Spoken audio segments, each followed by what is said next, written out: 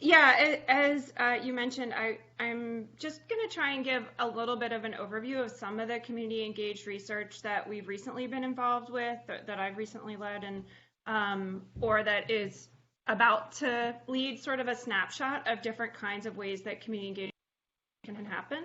So hopefully this is of interest to you guys, and maybe it'll plant some seeds of ideas moving forward. So first I thought I would just, and yeah, I'll just take about, I guess, 15 minutes for this. So first I should let you know what CRESP is. So CRESP is the Center for Research in Education and Social Policy. And we're in human development and family sciences as well as education as our two general branches, but we also do a lot with the policy community. And so in general, we do large-scale research and then also program evaluation. So we sort of span the spectrum across the range of issues related to education, community health, and human services. So today, what I wanted to share with you, as I mentioned, is a sort of smorgasbord, a cornucopia of projects that I think have different facets that maybe people could take from in terms of how community engagement can happen. I'm going to walk through briefly the University of Delaware's Community Engagement Initiative, where we're serving as sort of a measurement liaison to try and tame the beast and get a good sense of how the university is engaging with the larger community, both students, faculty, and staff, as well as the community at large. I'm going to share with you a little bit about an R01 that I have that is looking at the impact of a supermarket and a former food desert community with a comparison community in Trenton, New Jersey, and how we've engaged the community around that work. I'll also briefly share with you a few other projects. One is a collective community impact study that we just wrapped up in Wilmington that was funded by the USDA. That was really fun, and it is truly a collective community impact project. We're also right now engaged in a study with the Robert Wood Johnson Foundation, looking at a new policy around fast food beverages. I actually wrote fast food, I should say restaurant beverages, which was passed in the state in Wilmington, first in Wilmington in November of last year. It went into effect in January this year. And just recently at the state level, and will be going into effect soon. We don't have an exact date, but so I'll talk a little bit about how we're measuring impact there and working with community of policy advocacy experts on that work. Then a few other quick ideas. I was a Fulbright scholar to the Bahamas, and I'd be not a good scholar if I didn't offer my condolences to all the people in the Bahamas. I might cry if I start to really talk about it. It's been a devastating storm for them, but I've done a lot of work in food security there. And then the Food and Farms report that we also did in Delaware, which I think is an interesting take on a community needs assessment, and has actually been put into effect. It's sort of a dream of a researcher to have a report really be taken up by a following administration and picked up with such support that Secretary Skuse has had for this work. So I'm really excited to just briefly comment on that as well. And then last, we just received notice this week that we received a HHS grant in partnership with folks in the policy department at University of Delaware and BHAN.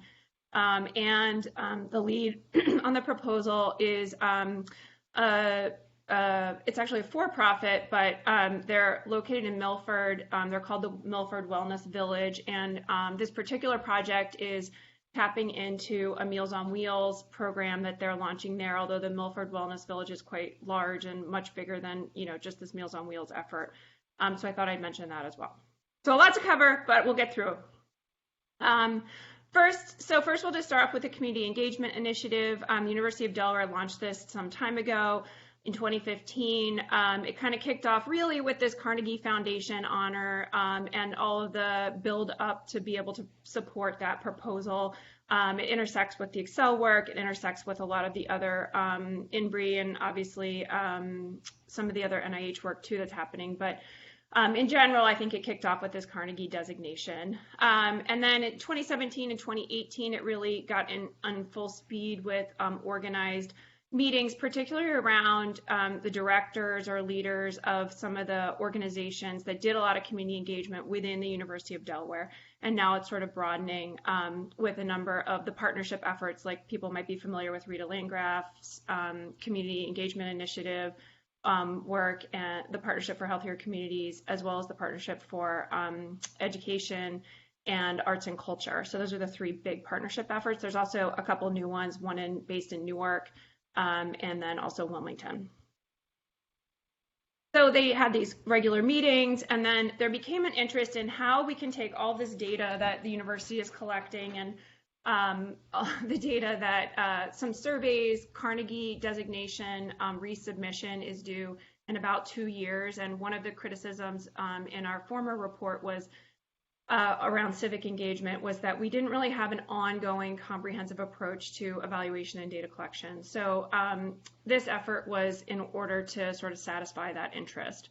So what we did is a ton of community, referring to the internal community at the University of Delaware, and also partners who had a lot of work going on with external organizations to understand what really the key priorities were for the university and what steps they were taking. So, kind of a traditional sense, and I know that this is really hard to read, but I can tell you the content is basically the content that's on this slide.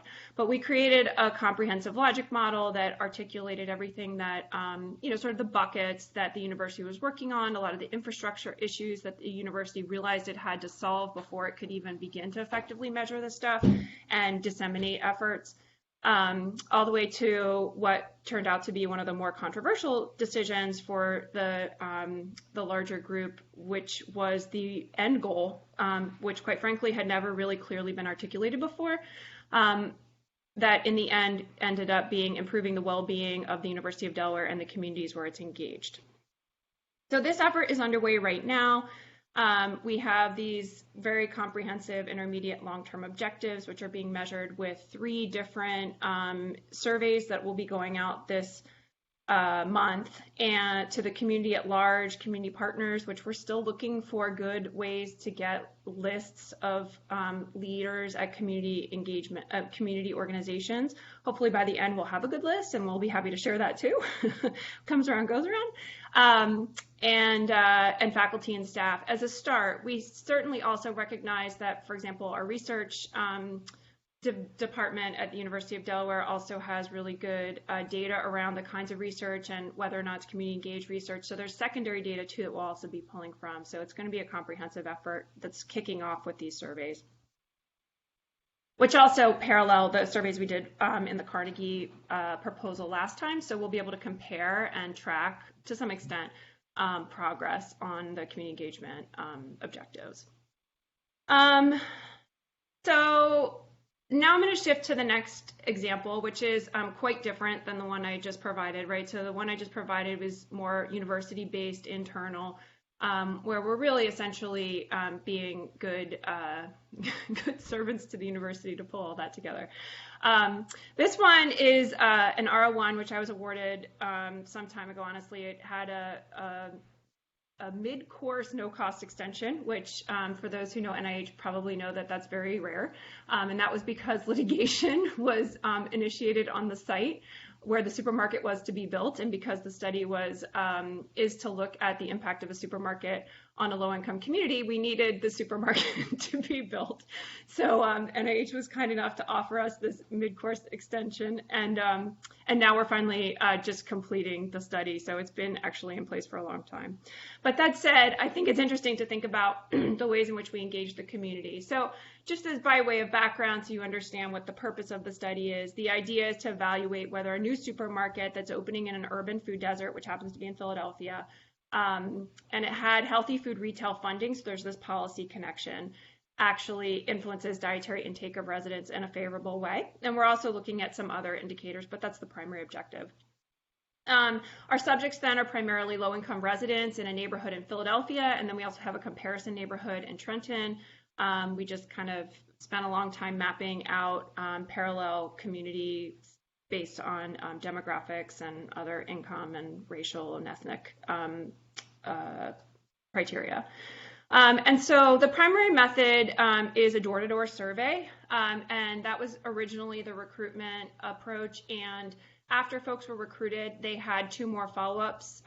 The survey's really long. It takes a long time to do dietary recalls. You have to do 2 weeks apart. So it's quite labor intensive and intensive for the respondent. We did this 3 times, 3 waves. So each wave had 2 touch points for individuals. So recruitment was hard. And what we did with our community members was really spend a long time working with local organizations, and the Food Trust, which is a nonprofit in Philadelphia where I used to work, took the lead on reaching out to senior centers, reaching out to Black captains, reaching out through corner stores to do awareness and outreach about the work, and also how people could get involved. It was all randomly sampled, so it's not like somebody could just call up and say they wanted to participate in the study, but we really did our best to get the word out about what the study was, so that if someone was called, they would know what it was and that we weren't, just a solicitor. That's one of the biggest challenges with door-to-door work, especially in communities that are largely Hispanic or have a large population of underserved residents who may also be immigrants. In this day and age, recruitment was really a bugger. So this is just one example of how we sent out postcards. We made sure we connected also with the Hispanic community to make sure they were aware of the work. And then at each phase, we did a second set of connections with all of the community partners. So this is one example. I'll shift now to a third study that we're working on. We just wrapped up in Wilmington. This one we call a collective community impact study. It's around fruits and vegetables. For those who don't know that much about collective community impact work, it's kind of a movement. There's a specific evaluation approach and a specific framework that is pretty well defined now by the field. That said, I think the basics, what you need to know about collective community impact is it's this idea that people invest in a common goal. So if I'm doing something and you're doing something, let's just point our compasses toward the same north, and you can do it kind of in your way and I can do it in my way, but together we're hoping to maximize our impact because we'll complement one another because we're both working toward this goal. So what we did is we worked with I can see this is cut off, I'm sorry. Oops. Anyway, we worked with a series of partner organizations, and really what we did was we tried to find everyone and anyone who was doing anything around food in a particular geography. So we were working in Wilmington, a specific intervention area in Wilmington, a control area in Bear. We did door-to-door surveys around fruit and vegetable intake, and we had 2 months in the study, one that was focused on tomatoes, another that was focused on apples.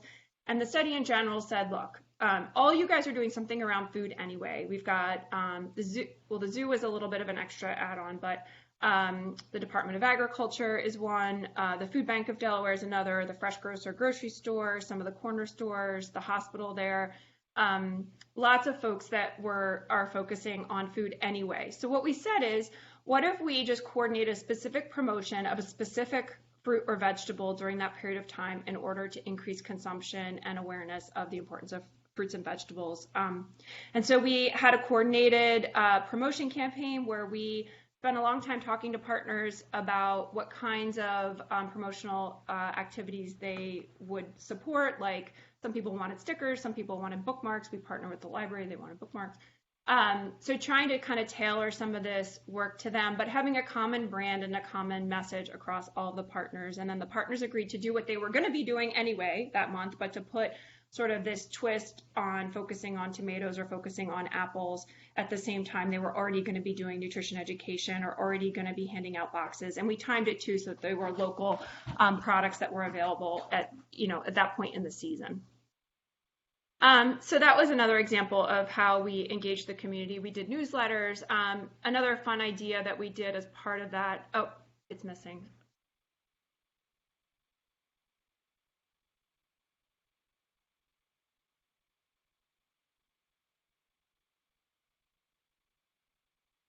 There, okay. So we also hired a chalk artist, and I mentioned the zoo piece. So I've been working on these animals, which we call tastimals, which are intended to promote fruits and vegetables to kids. It's based on a whole bunch of literature around the fact that kids are more cognitively focused on animals because of our human development. This work was actually originally funded by Excel, believe it or not. It's taken on lots of different iterations at this point and has really grown. We have many publications out about it now. So in any case, we did chalk art in order to further create awareness in the community in many different neighborhoods, really cool chalk artist. We also engaged a local artist to help refine and refine these materials. And then the zoo also supported bringing out animals to the community on one of the community promotion days.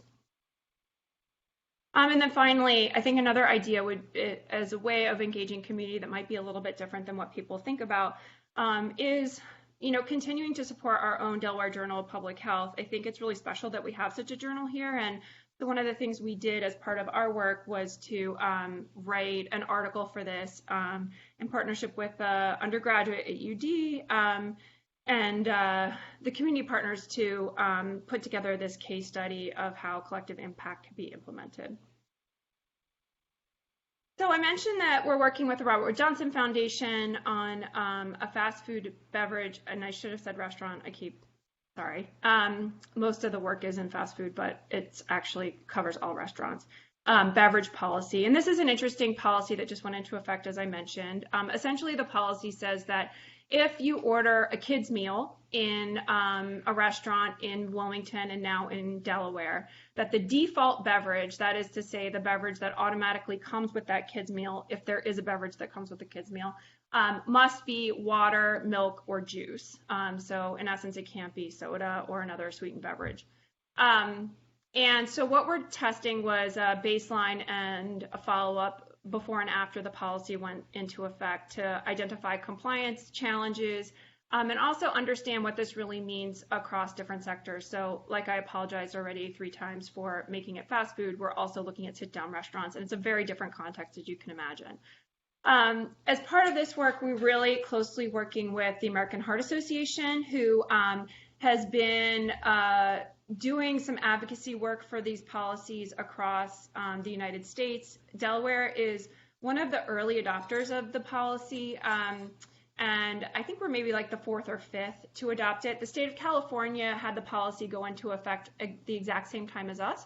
And so we've partnered with them to use common measures and to have a collaborative proposal with the Robert Wood Johnson Foundation. We each have our own, but they're in conjunction with one another, so that we are able to share data and look across a large jurisdiction versus smaller jurisdictions like Delaware would have to understand implementation challenges.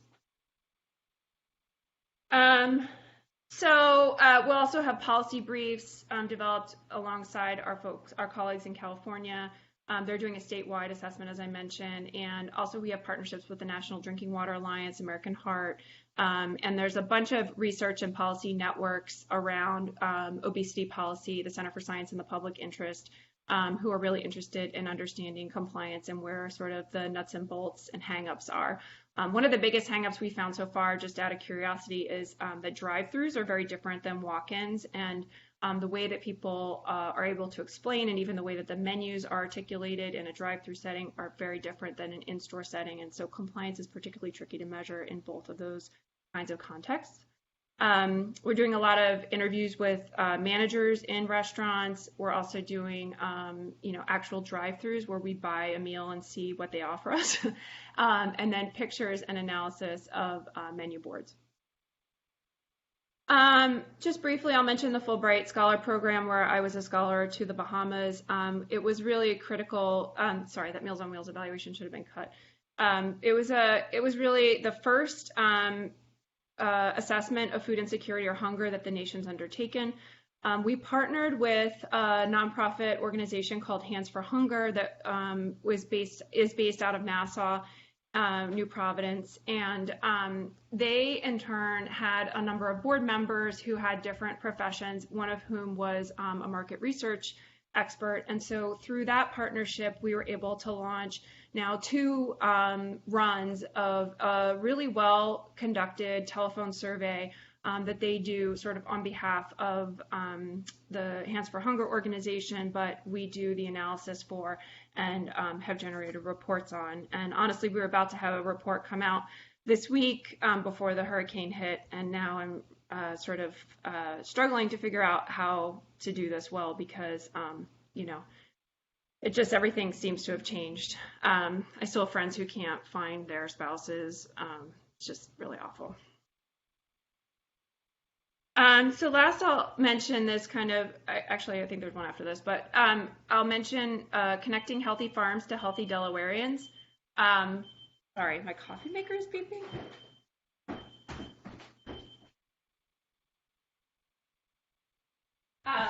Healthy Farms to Healthy Delawareans community assessment. And this was an effort we undertook with Secretary Key's office, but ultimately was now adopted by Secretary Scuse's office, both Secretaries of Agriculture for the state of Delaware. And the report came out after we did one-on-one conversations with a series of farmers, producers, retailers, retail leaders, horticultural supporters like school garden people, farm to school representatives, to understand what really the current needs were, concerns around policy and opportunities were. And we issued this food and farm report, which was very targeted toward next steps. Where are we now? What could we do to really lead Delaware into the future as, not just to serve our own state, but also to be a leader nationally. And this particular approach to policy convening was adopted from a lot of other work I did for many years at the Food Trust. So I give them credit for a lot of the structure for the way that we went about doing this work.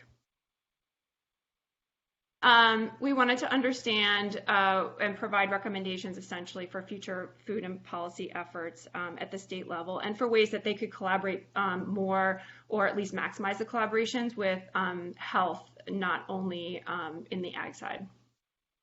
The work took in total about a year to conduct, and I did it in partnership with Holly Porter, who at the time was the legislative assistant to Secretary Key.